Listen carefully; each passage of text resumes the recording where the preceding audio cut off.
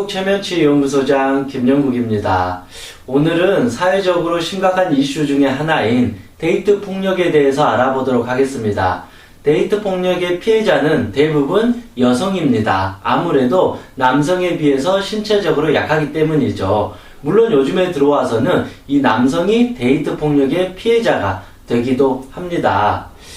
우리는 사실은 처음에는 남자 여자가 사랑을 하잖아요. 그러다 보니까 서로를 더 이해해주고 배려해주고 사랑하니까 그럴 수 있다라고 넘어가기도 하지만 어느 순간 이게 심해지면 그 사람의 본성, 본능이 드러나게 됩니다. 그때 일어나는 것이 데이트 폭력인데, 이 데이트 폭력을 계속 당하면서도 벗어나지 못하는 이유는 도대체 무엇인지, 그리고 왜 이 사람은 이 데이트 폭력을 계속 사용하게 되는지, 사랑한다고 하면서도 이 사람을 괴롭히는지, 그런 것들을 하나씩 알아보도록 하겠습니다.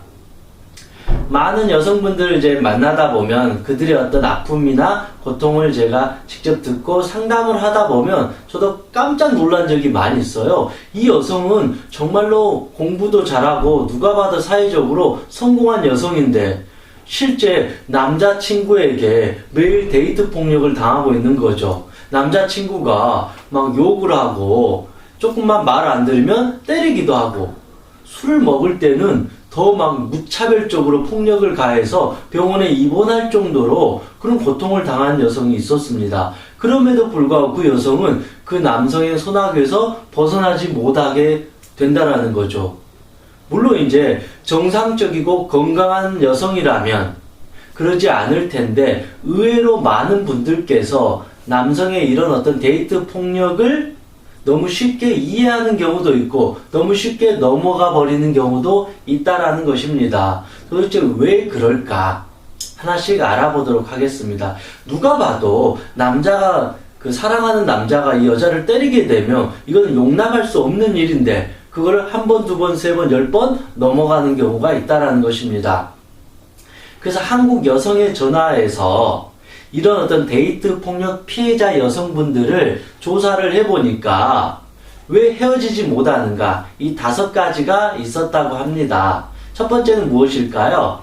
첫 번째는 헤어질 만큼 심하지 않았다. 근데 제가 하나씩 반박을 해드릴게요. 이 여성 입장에서는 정말로 이 남자를 헤어질 만큼 이 폭력이 심하지 않았다. 근데 폭력이라는 것은 이미 이 주먹으로 이 머리를 이렇게 때리거나 내가 조금이라도 위협을 받았다 그러면 폭력이라는 거죠. 폭력을 썼다는 것은 이미 헤어질 만큼의 위협이 온 거고 가장 심각한 문제이다. 기본적으로 사랑이라는 것은 상대방의 감정을 존중해 주는 거고 상대방의 몸을 존중해 주는 거예요. 즉 상대방을 존중해 주는 건데 폭력이라는 것은 기본적으로 나는 너를 존중해 주지 않아. 나는 너를 힘으로 굴복시켜 버릴 거야. 나는 너를 내 마음대로 소유할 거야. 너는 아무것도 하지 마. 내가 하란 대로 해. 너는 나의 종이야. 너의 소유물이야. 넌 내 거야. 라는 과도한 집착에 의한 것이 폭력이다. 내 사랑은 이것과 반대이다. 그럼에도 불구하고 이 여성분은 남자가 한두 번 때린 걸 가지고 이게 헤어질 만큼 심각한 것이 아니다라고 생각하기 때문에 그러면 이 폭력 말고 헤어질 만큼 심각한 건 과연 무엇이냐 이거죠. 저는 헤어질 만큼 심각한 것 중에 이유 중에 가장 큰 것 중에 하나가 바로 폭력이고 이거는 절대적인 것입니다. 그래서 이 폭력을 썼다고 해서 이거를 관대하게 여겨주는 것은 나중에 더 큰 어떤 범죄가 될 수도 있다라는 것입니다. 그로 인해서 내 인생이 망가져 버릴지도 모른다라는 것입니다. 그래서 헤어질 만큼 심각한 것이 아니라 폭력을 썼다는 것은 절대적으로 헤어질 만큼 심각한 원인 중에 하나이다. 한 번 정도는 내가 정말로 이해하고 넘어갈진 모르겠지만 두 번, 세 번이 반복이 되는 것은 이거는 헤어질 만한 명백한 사유가 될 수밖에 없다라는 것입니다. 그 두 번째는 무엇입니까? 물어보니까 나도 잘못한 게 많아서 헤어지지 못하고 있다. 나도 잘못한 게 많아서 저 남성이 폭력을 쓰는 거에 대해서 이해해 줄 수 있다. 왜냐면 나도 잘못했으니까 저 사람이 나에게 저 정도 폭력을 쓰고 잘못한 거 뭐 쌤 아닌가요? 뭐 이런 식으로 생각한다라는 거죠. 예전에 어떤 여성이 이런 말을 저한테 했어요. 이 여성이 이제 그 바람을 피운 거예요. 양다리를 걸친 거예요. 그러니까 이 남자가 이걸 남자한테 들켜버린 거예요. 그 이 남자는 이제 화가 나가지고 이제 완전히 돌변한 거예요. 그 다음날부터 수시로 그 여성을 폭력을 쓰는 거예요. 때리고 막 머리를 잡고 막 끄집고 다니고 심각할 정도로 폭력을 쓰는데 그 여자는 아무 말도 못 하는 거죠. 왜냐하면 제가 바람을 폈기 때문에 저 남자가 때리는 거에 대해서 제가 할 말이 없어요. 왜냐하면 제가 잘못한 게 많으니까 전 마저도 싸요. 라고 이제 말하는데 그건 다른 겁니다. 이 여성이 바람을 핀 건 엄청나게 잘못한 일인 맞는데 그렇다고 해서 폭력이 정당화될 수 있다라는 것은 아니라는 거죠. 그렇잖아요. 내가 잘못했다고 두드러 맞는 것은 아주 위험한 발상이라는 거죠. 내가 잘못한 건 잘못한 것이고 그렇다고 해서 그거를 폭력을 당해야 된다라는 것은 아주 위험한 논리고 말도 안 되는 거다. 내 여자친구가 바람을 폈다고 해서 내가 폭력으로 응징하는 것, 그 남자도 아주 위험한 거고 기본적인 건강한 의사소통을 하지 못하는 남자이다. 그러면 내가 나중에 뭐 결혼을 하더라도 내가 조금만 잘못했을 때 이 남자가 폭력을 쓰면 저는 맞아도 쌉니다. 이렇게 살 수 있는 건 아니잖아요. 즉 결국은 내가 잘못한 게 많다고 해서 폭력을 당해야 된다는 것은 밑도 끝도 없는 논리이다. 이건 아주 잘못된 논리이다. 어떠한 잘못을 하더라도 그 폭력은 정당화될 수 없다라는 것입니다. 세 번째는 참고 견디면 좋아질 것 같아서. 이 남자가 그래도 반성을 하니까 언젠가는 폭력을 쓰지 않을 것이니까 제가 좀 더 한번 기다려 보겠습니다. 마치 평강공주 스토리네요. 평강공주처럼 열심히 온달 왕자를 케어해주면 이 온달 왕자가 나중에 멋있는 장군이 될 것입니다. 라고 생각하는 거죠. 그런데 결코 그렇지 않습니다. 생각해보세요. 평강공주 입장에서 온달은 너무나도 순조하고 순박하고 착한 사람이었어요. 1% 폭력성이 없었어요. 정말로 내 모든 걸 다 갖다 바치더라도 좋은 사람이었다라는 거죠. 그런데 이 세 번째 어떤 요인 중에 참고 견디면 변할 것 같다라는 거, 이 폭력을 쓴 사람을 내가 참고 견디면 변할 것 같다라는 것은 말도 안 되는 소리라는 것입니다. 내가 참고 견디면 견딜수록 이 남성의 폭력성은 심해질까요? 멈출까요? 점점 심해져요. 폭력의 강도가 심해지고 폭언의 강도가 점점 심해지니까 이 여성은 평생 두들겨 맞고 살 수밖에 없다라는 것입니다. 그래서 시간이 지나고 참는다고 해서 달라지는 것은 전혀 없다. 그 사람의 잘못된 습관은 점점 커져요. 그렇잖아요. 이 도둑놈이 도둑질을 계속 하는데 결국은 이 사람의 도둑질이 줄어들까요? 아니에요. 점점 도둑질이 대범해져요. 심해진다라는 거죠. 그래서 이 여성분 입장에서도 참는다고 해서 이 나쁜 버릇, 이 폭력은 줄어들거나 사라지거나 없어지거나 이 사람이 변하지 않는다. 그것은 불가능하다. 나는 참으면 참을수록 저 사람의 폭력은 점점 더 거대해져서 이 사람은 괴물이 될 것이고 언젠간 나에게는 아주 사악한 악마가 되어서 내 삶을 파괴할지도 모른다. 그런 사람과 결혼하게 되면 이것은 불보듯 뻔합니다. 네 번째 이유는 헤어지면 인간관계 등에 잃는 게 너무 많아서 저 남자가 폭력을 씀에도 불구하고 헤어지지 못한다.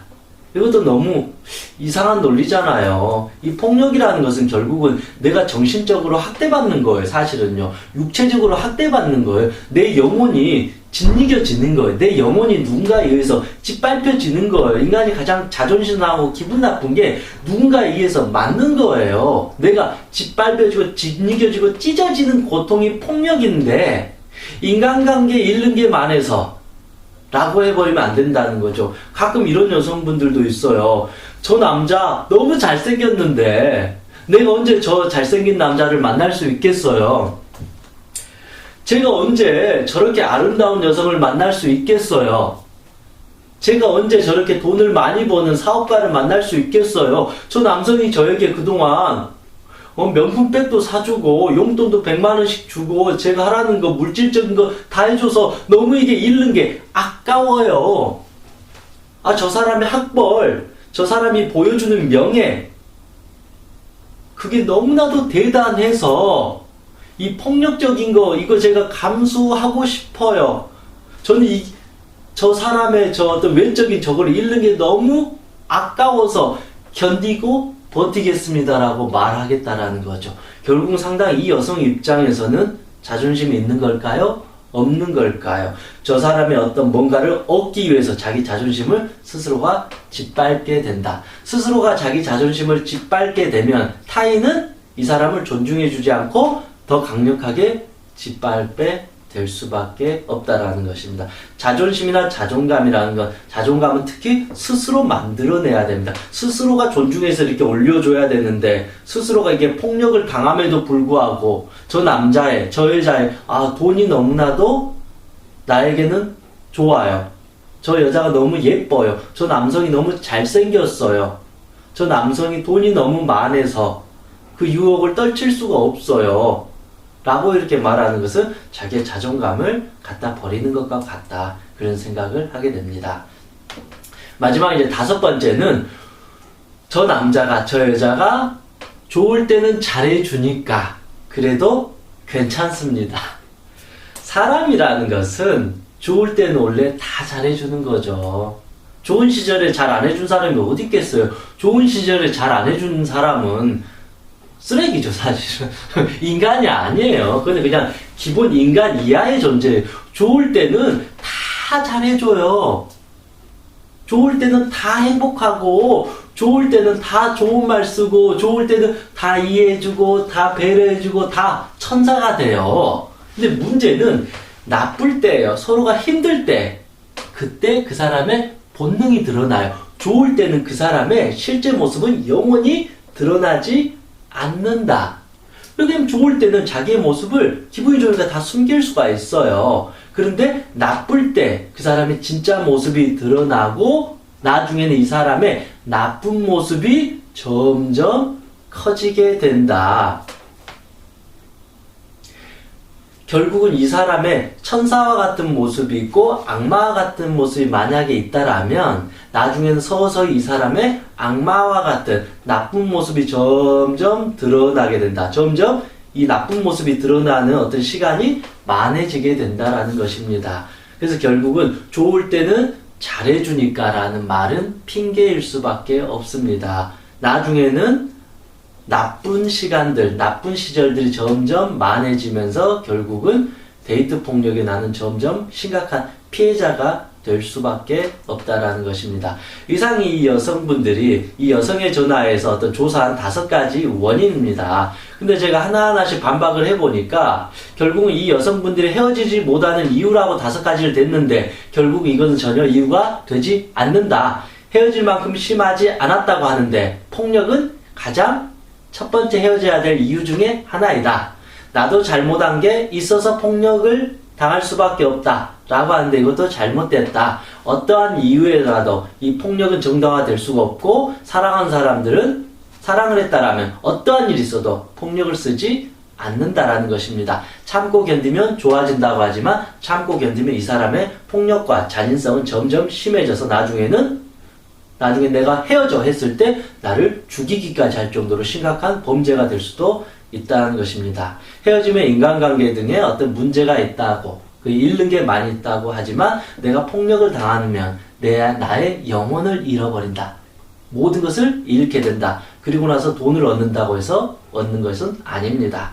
좋을 때는 잘해주니까 헤어지지 못합니다라고 하지만 결국은 좋을 때를 제외한 나쁠 때가 점점 많아지게 될 수밖에 없다라는 것입니다.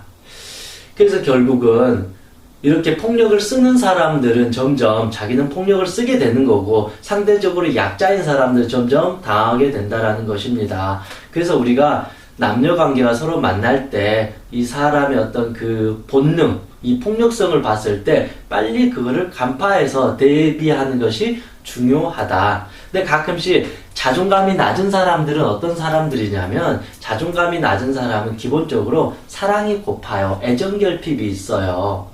그래서 결국 이 사람이 아무리 나쁘게 해줘도 잘못했어, 앞으로 내가 잘할게, 내가 너를 목숨 바쳐 사랑해줄게 하면, 이 자존감이 낮은 사람은 그래, 왜 그냥 자기 스스로의 어떤 확신이나 자존감이 낮으니까 상대방을 통해서 기쁨을 느끼려고 하고, 이 사람이 없으면 내가 너무 힘들어진다고 생각하는 거예요. 이 사람이 아무리 나에게 잘못을 해도 나 이 사람 없으면 못 산다라고 해버린, 이거는 사랑이 아니라 내 마음이 너무 약하니까 저 사람한테 의탁을 해버리는 거예요. 그래서 이 사람이 나에게 폭력을 쓰든 욕을 하든 그걸 내가 견딜 수밖에 없어요. 왜냐면 나는 엄마가 없으면 못 사니까. 엄마가 나에게 학대를 하고 욕을 해도 나는 엄마 없으면 못 살아. 그래서 엄마가 욕을 해도 참아야 되고 학대를 해도 참아야 돼요.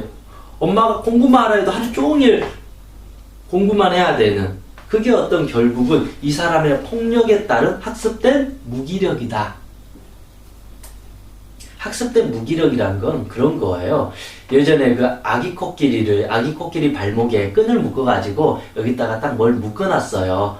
이 작은 나무에다가. 근데 아기 코끼리는 아무리 이 나무를 이렇게 뽑으려고 해도 못 뽑으니까 이 나무 주위를 끈과 함께 뱅뱅 이제 도는 거죠. 근데 나중에는 이 아기 코끼리가 엄청나게 커버렸어요. 그래서 이 코끼리가 조금만 움직이면 이 나무를 뽑을 수 있는데, 이 아기 코끼리의 심리는 나는 이 나무를 뽑을 수가 없어. 나는 영원히 여기서 벗어날 수 없어. 나는 그냥 여기서 참고 사는 게 내가 하는 최선이야. 난 더 이상 아무것도 할 수 없다라는 그 무기력감. 그 어린 코끼리가 느꼈던 그 무기력감으로 인해서 영원히 거기서 벗어나지 못한다. 이거를 바로 학습된, 교육된, 세뇌된, 최면에 걸린 무기력감이다. 그래서 한편으로 이 데이트 폭력을 당한 여성분들이나 이 남성분들은 이게 어느 순간 학습된 무기력감이 돼버려요.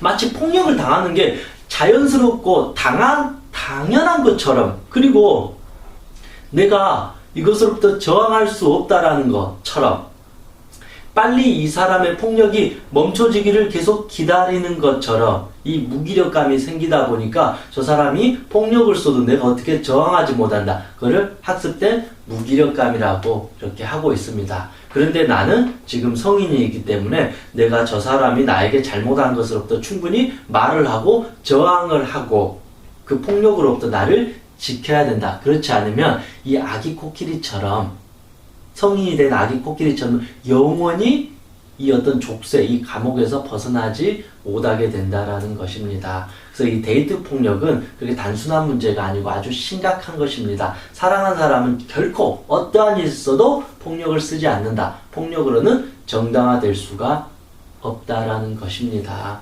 그래서 또 하나는 내 자존감이 많이 약한 사람들의 경우에 조사에 의하면 이 사람이 폭력을 써도 쉽게 벗어나지 못하고 학습된 무기력감에 의해서 오히려 그걸 참고 견디는 경우가 대부분 있다라는 것입니다. 그리고 또 하나는 이 폭력을 자주 사용하는 사람들도 조사를 해보니까, 데이트 폭력을 하는 남자와 여성의 심리를 조사해보니까 이들의 대부분의 가정 환경은 폭력적인 가정 환경이었다라는 것이죠. 이 또한 학습이 돼버린 거죠. 엄마 아빠가 서로 대화하고 이야기하고, 여보 내가 잘못했어, 당신 내가 잘못했어, 이거 우리 한번 이야기 좀 해볼까? 당신 요구한 게 실수한 것 같은데, 이런 모습을 보면 저렇게 화가 나고 속상해도 저렇게 대화를 통해서 풀어가구나, 저렇게 서로 이해해 줄 수도 있구나 하는데, 이 어린 꼬마가 보기에 아빠가 엄마를 막 두드려 패고 욕하고 폭언을 일삼고 하는 모습을 보면, 저렇게 갈등이 있을 때는 저렇게 때리는 거구나, 저렇게 때릴 수도 있는 거구나. 그게 무의식 속에 학습이 돼버리면서 어느 순간 내가 여성을 만나고 내가 결혼을 했을 때 이 갈등 상황일 때 나도 모르게 이 괴물의 본능이 나타나 버리게 된다. 그래서 어린 시절의 가정폭력의 피해자들이 사실은 데이트 폭력의 가해자가 대부분이 되어버린다라는 거죠. 친구들을 왕따시키는 아이들일 경우에도 어찌 보면 어린 시절에 부모로부터 사랑을 충분히 받지 못한 애들이 학교 가서 친구들을 괴롭히는 아이들이 많다라는 것입니다. 물론 이제 어린 시절의 가정폭력의 피해자가 모든 데이트 폭력의 가해자가 된다는 것은 결코 아닙니다. 뭐 저 역시도 어린 시절 가정폭력의 피해자거든요. 그렇다고 해서 이런 피해자들이 모든 가해자가 되는 것은 아닌데 대체적으로 가해자가 되는 경우가 많다라는 것입니다. 그래서 내가 어린 시절 가정폭력의 피해자라면 정말로 자기 마음을 잘 다스려서 다른 사람을 사랑하고 자기 자신을 사랑하는 연습을 꾸준히 해야 될 것입니다. 그래서 내 스스로도 열심히 노력을 해야 될 것이고, 데이트 폭력이 내가 피해자라면 이 사람의 어떤 모습이나 이 폭력을 너무 쉽게 생각하지 못하고 단호하게 대처하지 못해서 나중에 더 큰 어떤 범죄가 될 수 있기 때문에 미리서 잘 대처하면 좋을 것 같습니다.